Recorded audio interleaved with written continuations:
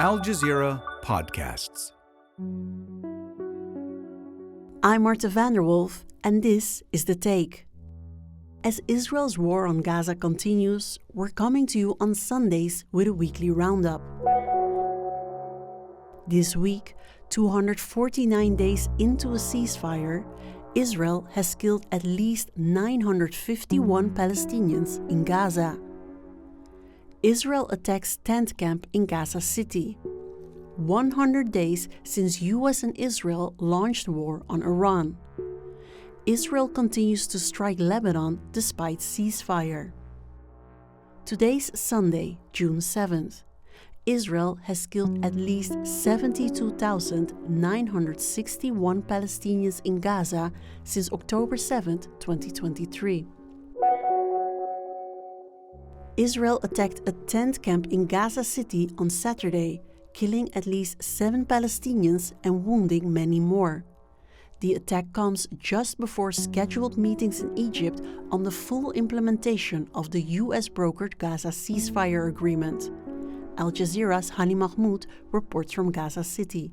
A father and his son were targeted by a drone missile as they were walking outside of their displacement site near Salah ad-Din. Now, this area is adjacent to what's been described so far as the yellow line, where the Israeli military have been aggressively operating in this area, trying to clear it from not just the physical structure, but also from people who have no elsewhere to stay in. Gaza has been shrinking over and over, given the expansion of the yellow line. They were transported to a Shifa hospital, and by the time they got there, they were already pronounced dead. There are several other injuries reported. This attack happened just within just a couple hours of an attack here in the heart of Gaza City, right in the middle of an UNRWA complex here, UNRWA schools complex, a displacement sites where a tent was targeted by 2 drone missiles next to a tent where there had been a wedding going on at that moment.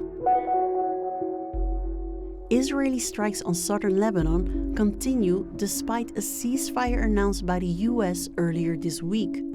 On Saturday, 12 people were killed in an Israeli attack that included high-ranking Lebanese army officers. Their funerals are being held on Sunday. Al Jazeera's Ali Hashem reports from Beirut.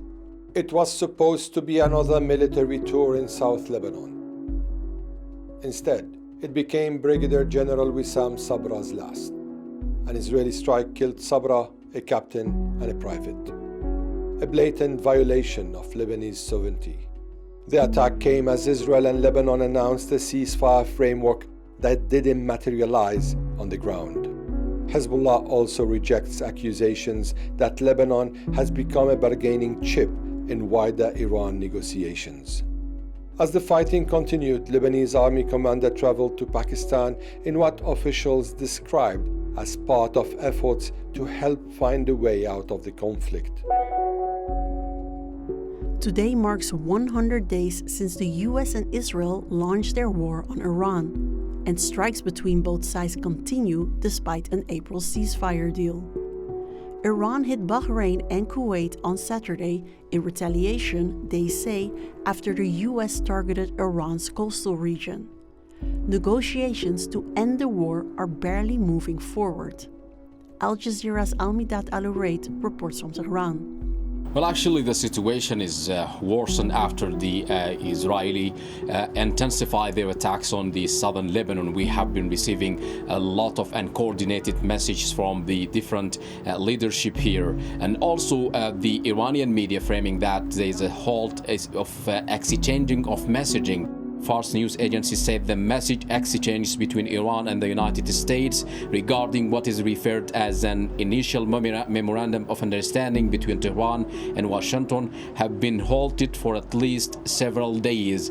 And this is bring us the idea of deep mistrust between both sides, especially when it comes to halt cessations and hostilities, especially on the front of the Lebanon and the front on the southern of Iran, overlooking the Strait of Hormuz. They are demanding that ending the war must be on all fronts.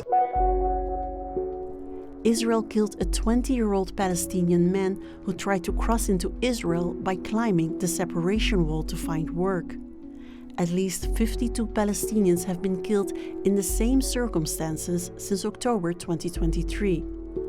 Al Jazeera's Nida Ibrahim has more from the occupied West Bank.